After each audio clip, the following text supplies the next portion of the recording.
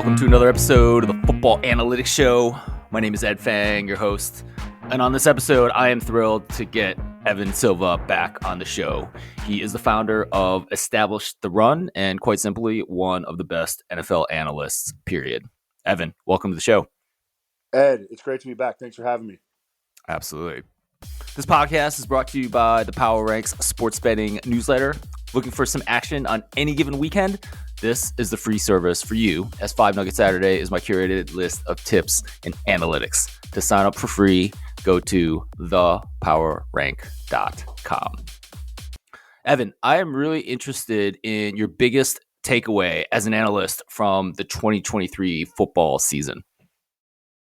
Well, it might not necessarily be 2023 specifically, and 2023 specifically was heavily influenced by, I think, the most recorded quarterback injuries of all time, which certainly influenced scoring. But I would say that over the past 5 years, every single year, scoring has gone down in the NFL, and that has been somewhat surprising because the rules have been built to protect quarterbacks and to allow wide receivers to get a free release off the line of scrimmage and encouraging teams to throw the football more.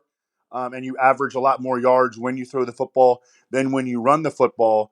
But I think that the primary explanation for that 5-year drop in scoring, and again, this year was influenced by the quarterback injuries in particular. But I think that the primary reason has been the emphasis of teams and specifically defenses of taking away explosive plays. Explosives, they call it in the league, like among coaches, they just call them explosives which has become like a buzzword around the NFL. But using, like, going back to a lot more cover 2 defense to try to force offenses to play more in the shorter game and try to create and have longer drives and try to create takeaways and reduce those explosive plays by having 2 deep safeties. That has reduced those explosives, and I think that that's probably the primary reason for the dip in scoring on a 5-year basis. Excellent. I really want to talk about that in terms of San Francisco a little bit later on. But before we get to that, to you, like, which defenses are doing this the best and hence really succeeding in the NFL this season? Well, I think that, I would say that the vast majority of defenses are doing that. I would say that it began with teams' inability to stop Tyreek Hill and Patrick Mahomes in particular. And then we saw defenses start to attack the Chiefs' offense with cover 2 defenses, and they would have Tyreek Hill became more of like a streaky player, and he would go 3 or 4 weeks without having a 100-yard game, and people would be like, oh, what's wrong with the Chiefs' offense? Well, it was the way the defenses were playing them specifically, and and now Tyreek Hill's in Miami, and wide receivers have been coming out of college in bunches and being big time performers right away. So I think that has contributed to it. But I would say that, I wouldn't say that there is a specific defense that is doing that. I think that the vast majority of defenses are doing that. I think it actually goes down to the college level as well. Watching this Michigan defense slow down Ohio State, slow down Washington in the final, you have to praise Jesse Minter, who comes from the Ravens tree, and John Harbaugh. But the thing that really strikes me about that Michigan defense is I don't really know who the NFL stars or even the guys on that defense that are going to make it. They have a couple guys that might be later round picks, maybe some guys that aren't draft eligible end up being first rounders. But I'm not sure anyone on that defense gets drafted in the first round. And so I think that has to do with scheme. And, I don't really understand it enough to figure out how they did it. I just know that they did it, and everyone in Ann Arbor is thrilled about it. But I do think that, and I believe that Jesse Minter has been talked about for NFL DC positions. So I think we're seeing it throughout football. Well, that's the rumor that I've heard, is that if Mike Macdonald, I think that Mike Macdonald, the Ravens' current defensive coordinator, is going to be a head coach in 2024. I think that he will be a top 3 candidate. That Jesse Minter is going to go and take his place under John Harbaugh in Baltimore. I know that and I'm just starting to learn the college players, especially like the defenders and stuff. I know that Michigan has a DB who's super highly rated. Sure. But yeah, I'm now I'm just now diving into that stuff. Yeah, it's interesting because that's supposed to be Will Johnson, the cornerback that has Okay. been highly touted, and I think he does go in the draft, but he's not on a lot of big boards. I'm not really sure why. Maybe he doesn't come out. I mean, I think he would be the one. Like safety Rod Moore is like one of the other players, but he's projected like third, fourth round. So, anyways, we can probably talk about that again in a couple months. But it's not like Georgia's defense from last year, right? Mm-hmm. Where like half the guys are going in the first round. That's just Mm-hmm. just not what Michigan had. Evan, is there a bet for the divisional playoffs that you would be willing to share your process on? Yeah, and I had a huge wild card round, so hopefully the regression does not hit Of this week. But I'm course going not. with, of course not. Um, I'm going with the Bucks Lions over 48.5 throughout the season. Both of these teams have been two of the biggest pass funnel defenses. And when I say pass funnel, I mean they're really good at stopping the run and they have issues in the secondary to where, not, mediocre quarterbacks like, let's say, Baker Mayfield or above average quarterbacks like Jared Goff can absolutely shred them. The game is going to be played indoors. The pass catchers on both sides are healthy. Chris Godwin is playing his best football of the year. Mike Evans, oh man, had a kind of a tumultuous wild card round, but we know that he's got it in him to have a monster game. Amon-Ra St. Brown.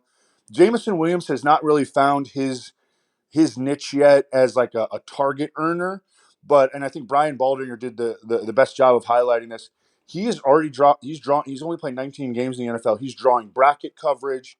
He's clearing the field out for others. You saw Josh Reynolds go 5 for 80 last week.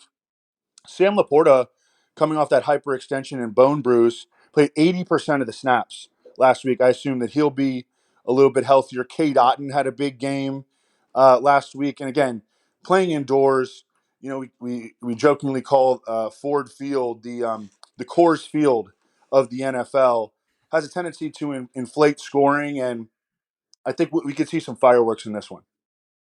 Absolutely, I would agree with that. For the Lions, they really actually put some effort into bolstering the secondary this offseason, Mm-hmm. and it just hasn't worked due to injuries, due to Cam Sutton just not being that good this Mm-hmm. year. Um, Tampa Bay is a team that has had a pretty good defense over the last couple years, but it seems to have dropped off. Do you see a decline in their secondary players? Is it just are they just having bad years, kind of like the Philly corners, or what's going on there? Well, they blitz a lot. And think about what happens when you blitz. You pull a guy or two out of coverage to try to put pressure on the quarterback. And hey, that can be really good when it works. And it can be a struggle when it doesn't work.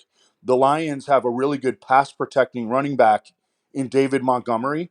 And I think that he will come in really handy. They also pass protected so well this last week. Their offensive line is, Frank Ragnow, their stud center, had some injury problems during the season, but they're firing on all cylinders right now. Only allowed 6 pressures on 30 Jared Goff dropbacks last week. And when Jared Goff has a perfect pocket, a clean pocket, I mean, he can throw the ball as efficiently as any quarterback in the league, really. He went 21 of 21 last week when he was not pressured. And I think that the Lions are equipped to handle the Bucks pass rush. Evan, I am one of the more recent people to jump on the Lions bandwagon because I live here in the area. It has been a fun season. How do you see the game playing out in terms of who wins? I mean, I think that the Lions are the better team. The better team doesn't always win. Of course, yep. Are the Lions favored by 6, I believe? Yeah, like 6.5. It kind of dipped to Yeah. 6 a little bit yesterday, and now I'm seeing it go out to 6.5, which I believe is the right spread. But I was wondering on your take as an analyst. Yeah, I would pick the Lions, but I don't think that I would put money on this one. Got it. Makes a ton of sense. Let's move on to one of the other games. We have Houston and rookie quarterback CJ Stroud. He's been an absolute revelation. Maybe give us a sense of, were you surprised at this? And then can they get it done against a very good, maybe excellent Baltimore team? I was surprised in that I feel like he was a polarizing prospect coming out of college. I know some people in the Texans organization, and I can tell you that they wanted Bryce Young. There were even rumors that they were going to trade up to number one in like a three-way deal. I don't know if you remember that. Something came out about that, I think in like week 11 or week 12. But I mean, I know that they weren't sold on CJ Stroud, but they knew that they needed a quarterback. They took him number two. And sometimes, and I think that he's been really well coached. Bobby Slowick, the Texans offensive coordinator, all of a sudden is like a super hot NFL head coaching candidate. I think that the Titans want him, especially to go with Rand Carthon, the GM who used to work for the 49ers. Bobby Slowick worked for the 49ers, so they have familiarity there. But yeah, from that standpoint, I'm surprised. His level of play, though, you started to see it on a consistent basis. I would say maybe after the first month of the season, got rolling with Tank Dell and Nico Collins and Dalton Schultz, and his ability to elevate teammates, guys like Noah Brown, who really has never done anything, even going back to Ohio State, all of a sudden was having big games.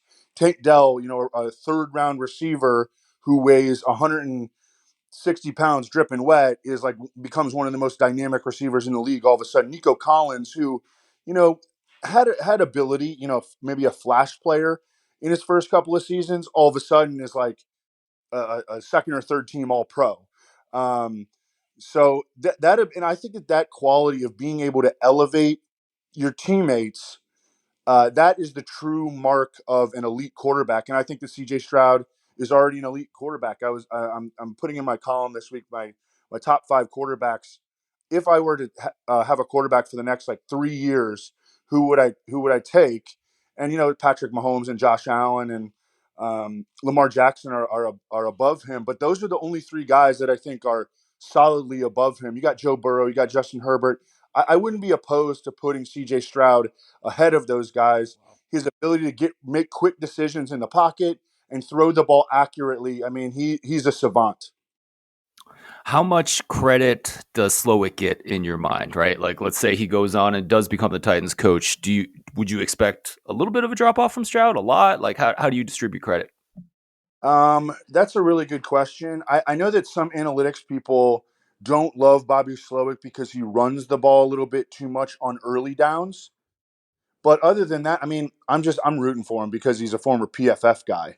Mhm. And, Yeah. I can't wait for a PFF guy to be an NFL head coach. That is going to ruffle some feathers amongst the old guard. And I'm really excited for that.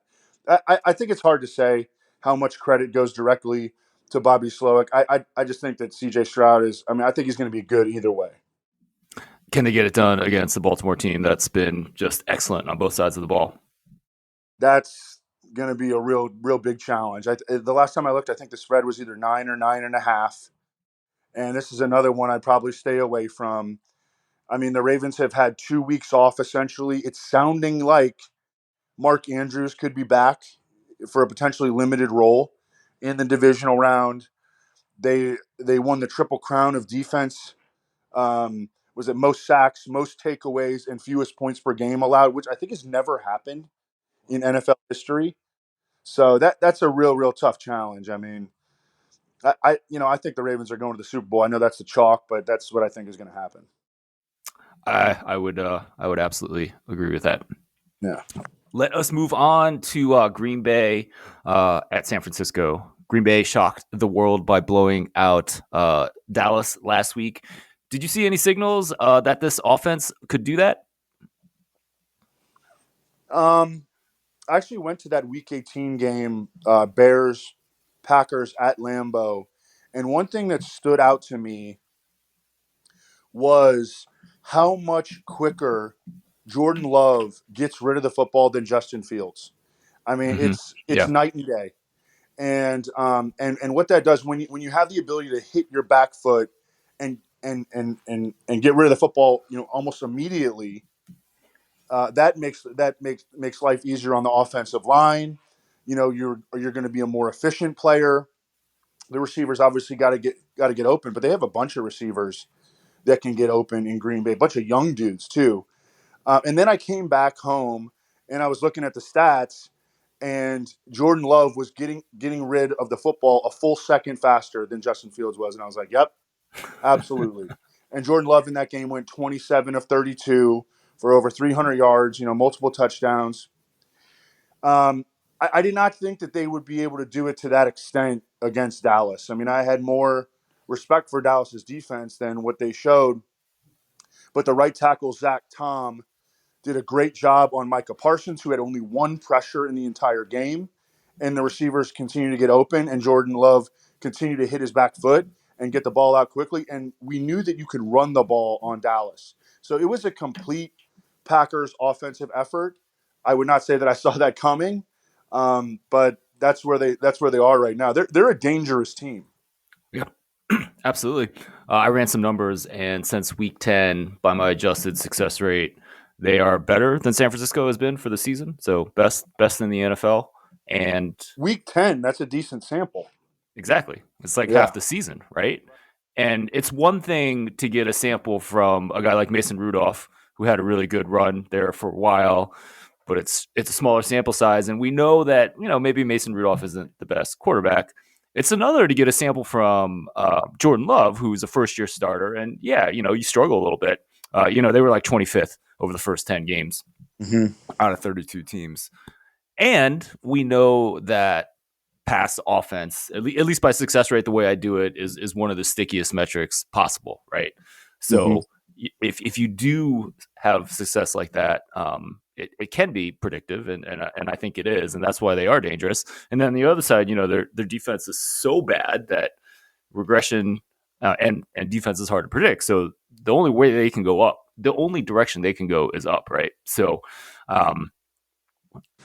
one thing I did want to ask you, one reason you could doubt that this Green Bay offense continues is because they just don't have a lot of experience or necessarily talent at the receiver position. I know like Jaden Reed is a second round pick, and but they got a lot of young guys, right? So it's not like he's working with Mike Evans or something like that. Is that a reason to maybe doubt them going forward? I think the biggest reason to doubt them is just because the 49ers are a juggernaut. But I like all their young receivers. I mean, they use second and third round picks on the tight ends too, Tucker Kraft and Luke Musgrave. Those guys have been studs. They can both block as well. Um, Dontavian Wicks was supposed to be a high pick going into his final season at Virginia. And I don't know, something happened at Virginia. You would know better than I know. You're a big college football guy, but something happened there, and he like fell in the draft, and he wound up being a steal. Christian Watson has been banged up, but we've seen big time flashes from him. He's been a flash player. He's just a lot of injuries. They're grabbing guys off the scrap heap like Bo Melton, who was a 2022, I think seventh round pick of the Seahawks, and he had a 100-yard game for them late in the season. They work him in on rushing attempts. Obviously, they see him as being really effective with the ball in his hands. Romeo Dobbs has been a solid possession receiver who had the best game of his life in the wild card round. See, I like all their receivers. I think that they're like kind of loaded, and I also think that you can make an argument again going back to that. What's the definition of an elite quarterback? And I think it's a quarterback that elevates his teammates. I think you can make an argument that Jordan Love is elevating these guys. Yeah, I certainly think you can make that argument as well. Let's go to the other side of the ball. You started the show talking about how the league has limited explosive plays. I believe that the only exception to that is the San Francisco 49ers offense. When you look at just yards per pass attempt, the numbers are just off the charts. What are they doing right? How much credit does Brock Purdy get? And can they sustain that? I mean, I think he gets a lot of credit. He's executed the offense on a statistical basis. This Kyle Shanahan offense better than Kirk Cousins, better than Nick Mullins, and better than Jimmy Garoppolo. And I know that we don't really regard any of those guys as truly elite quarterbacks, although Kirk Cousins does have his moments. Um, I think that Brock Purdy, has really outplayed all those guys in this particular scheme. And when all their dudes are healthy, Debo Samuel, George Kittle, Christian McCaffrey, Brandon Ayuk, who I think should have been a first team All Pro receiver. You see this dude block? Like, this dude is. I remember when he came into the league, he was kind of immature. He kind of there was one. There was at one point Kyle Shanahan benched him for Trent Sherfield. But man, he has really come along, and he is an elite vertical route runner. One of the keys to those explosive plays that we're talking about. Obviously, Debo Samuel with the ball in his hands, George Kittle with the ball in his hands. The offense when it is healthy. Historically, like, one dude is usually out. Debo Samuel kind of gets banged up. Right. George Kittle gets banged up. Ayuk, again, has been kind of, he started his career off kind of slowly. CMC has had injuries in the past. But when all those guys are healthy, I mean, they're virtually unstoppable. We talked about the defenses and limiting explosive plays. Do you just feel like this Niners team has too much talent and they're able to overcome that despite whatever the DCs are trying to do out there? Yes. Okay. Yes. Yeah, absolutely. I presume you think this juggernaut rolls on, and do you see the Niners as the Super Bowl favorite? I Sorry, do. yeah, to get I there. I I do. And of course that game against the Ravens late in the season sticks out in all of our minds. Sure. The shocking way that the Ravens were able to take care of San Francisco. I still think that San Francisco is just a little bit better.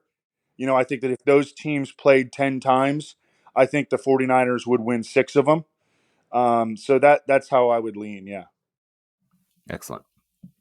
All right, let's get on to a little bit of offseason stuff because I wanted to talk to you about this. The Chicago Bears had the top pick thanks to the trade with Carolina last year. It is expected that a quarterback goes there. The Bears have Justin Fields on their roster. What do you do if you're the Bears GM? I'm trading Justin Fields for the best thing that I could get for him. I think they'll be able to get like a second and a fifth. Okay, and I'm resetting the clock. I'm taking whatever quarterback among these three: Jaden Daniels, Drake May, and Caleb Williams. The Bears scouting department deems to be the best prospect. I think it's Caleb Williams, but they're going to do their due diligence on all three of the guys. Um, and then I'm maybe I think they have number 9 too. Is I that think correct? I think so. Yeah, I mean Yeah, they I have think another top 10. Yeah. And then I'm probably trading number 9 and trying to get more picks because if I recall correctly, and again, I'm very early on the draft stuff, there are a bunch of teams around them that need quarterbacks. So they may have an opportunity to get rid of that and get more picks and just go all in on the draft. They've actually drafted pretty well. Um, so I think that that's the way to go. Again, Justin Fields is super talented, okay? He can throw the ball vertically. He's awesome as a runner, but he does not have the ability, and we've seen this for 3 years. And I even went back and watched him at Ohio State, and it was still the case, but he had like 4 first-round picks on the offensive line. He does not have the ability to make quick decisions and get rid of the football on a consistent basis. Under 2.5 seconds. I think it was Bill Walsh who said 2.5 seconds is the mark at which you need to get rid of the football, and he's consistently at like 3.2 and 3.4, and he can be a really dynamic player, and I think that he could be really good in an offense like Atlanta's, especially if they commit to running him a lot, but that also puts him in harm's way. And again, he's just not a rhythmic passer. Um, so you can't commit $50 million a year to that guy, and that's what you're going to have to do if you're going to commit to Justin Fields. Do you feel like he can get the ball? What do you think about his accuracy once he does get the ball out? I mean, I would say it's relatively inconsistent, especially in the short and intermediate areas. I really like him as a deep ball passer. I've always liked him as a deep ball passer, but in the short and intermediate areas, and I think it probably stems from his. I don't know if he's not seeing things clearly or if he's not great at reading defenses or whatever the explanation may be. I think that contributes to his inconsistency from an accuracy from a ball placement standpoint as a passer. Have you seen examples of quarterbacks get better at that decision making, just making faster, quicker decisions, and that helping their career, or is it in some sense innate? My sense is that um, it like you can do it, like you can try to speed up the process of the quarterback, and you can do that in spurts, but eventually he's going to revert back to his old ways. He's been successful with this, playing this way for almost his entire life. And so, it's kind of like, can you change the quarterback's throwing motion? You can make tweaks to it, but eventually, when the pressure's on, like he's going to revert to the way that he's thrown the football, or the way that he's gotten rid of the football throughout his life. Yeah, that's interesting to me, right? Because he has done so well at every single level of football Mm-hmm. with his talent, right? And all of a sudden you make this jump to the NFL and everything's just so fast. Mm-hmm. And he does have all this talent with other aspect of things, but I don't even know how do you get a quarterback to make quicker decisions, right? Like if you're Alabama Kalen DeBoer, like what do you do Mm-hmm. to help Jalen Milroe? Because that guy is not even making quick decisions at the college level. Mm-hmm.